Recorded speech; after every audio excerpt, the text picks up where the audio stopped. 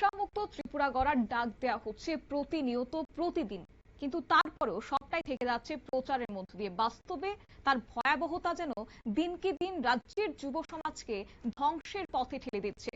কারণ গতকাল যখন সকালবেলাতে রাজধানীর আগরতলা রেল স্টেশনে বিপুল পরিমাণ কফ সিরাপ উদ্ধার হয়েছে এবং তার কিছু ঘন্টা পেরোতে না পেরোতে 24 ঘন্টা পেরোতে না পেরোতে পুনরায় রাজধানী আগরতলা রেল স্টেশনে একইভাবে দেখা গেল যে বিপুল পরিমাণ কফ সিরাপ। এক্ষেত্রে সাফল্য পেয়েছে আগরতলা রেল স্টেশন পুলিশের পক্ষ থেকে যৌথ অভিযান চালানো হয়েছিল। একটি পণ্যবাহী ওয়াগন থেকে বিপুল পরিমাণ কফ সিরাপ উদ্ধার করেছে জিআরপি এবং এসটিএফ। আর এই ঘটনায় রীতিমতো রেল স্টেশন এলাকায় চাঞ্চল্য ছড়িয়েছে। তবে হ্যাঁ, এও খবর রয়েছে গতকাল গভীর রাতে আগরতলা রেল স্টেশনে নিয়মিত তল্লাশি চালানোর সময় একটি পণ্যবাহী ওয়াগনে সন্দেহজনক ড্রাম দেখতে পান জিআরপি এবং এসটিএফ এর সদস্যরা। আর ড্রামগুলো খুলে বেরিয়ে আসে যে বিপুল পরিমাণ নিষিদ্ধ নেশা জাতীয় কফ সিরাপ।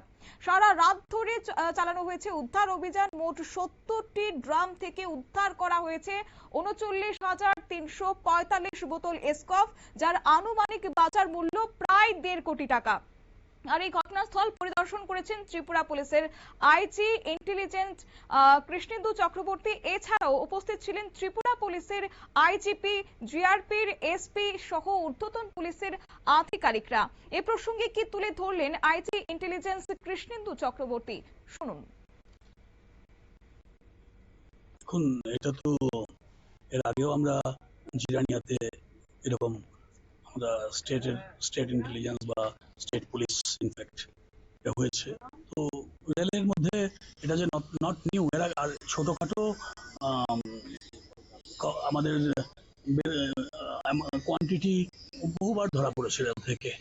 মানে এখন আজকে যেটা ধরা পড়েছে তো যা দেখে মনে হচ্ছে যে that will B A much bigger quantity, but it is not altogether a new phenomenon.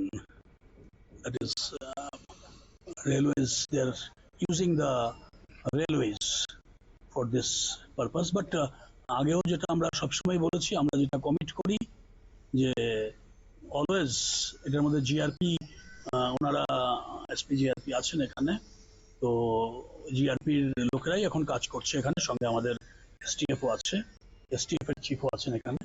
তো সবাই, তো we will continue to pursue our commitment for নেশামুক্ত ত্রিপুরা, নেশামুক্ত ইন্ডিয়া। এর মধ্যেই আমরা যখন যেখানে খবর পাচ্ছি সেখানে আমরা we are trying our best.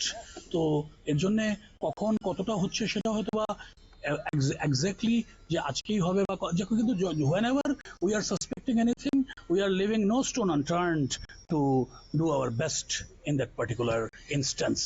Sir, নেশাকারীরা যত নতুন পথ অবলম্বন করছে কিন্তু পুলিশের কাছে জঘন্য হয়ে উঠছে। আসলে কি মানে যতই নতুন পথ অবলম্বন করুক, একবার মানে রেলের কার্গোতে কম্বল পেঁচিয়ে বা এইভাবে একটা ব্যারেল ডামে, তারপরও মাদক দ্রব্য। আপনারা শুনলেন কৃষ্ণেন্দু চক্রবর্তী আইজি ইন্টেলিজেন্সের বক্তব্য। এবং এই ঘটনার পর কিন্তু আগরতলা রেল স্টেশন পরিদর্শন করেছেন পুলিশের ঊর্ধ্বতন আধিকারিকরা।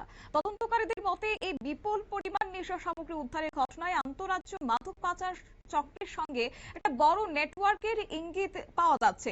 তবে কারা এই চালানোর মূল হোতা কিংবা কোথায় পৌঁছানোর কথা ছিল এই কফ সিরাপের সঙ্গে কারা জড়িত রয়েছে, সেই সব প্রশ্নের উত্তর খুঁজতে এখন জোর কদমে চলছে তদন্ত। একদিকে বিপুল পরিমাণ নিষিদ্ধ কফ সিরাপ উদ্ধার নিঃসন্দেহে একটা বড় সাফল্য। তবে এই ঘটনার মাধ্যমে আবারও কিন্তু সামনে এসেছে যে মাদক পাচারকারীদের সক্রিয় নেটওয়ার্ক। এখন তদন্তে কি নতুন তথ্য উঠে আসে সেদিকে সকলের নজর রয়েছে।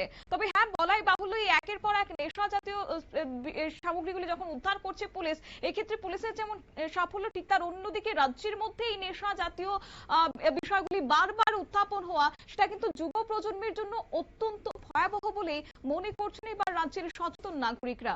নিয়ে নিচ্ছে ছোট্ট একটি বিজ্ঞাপন বিরতি, সঙ্গে থাকুন।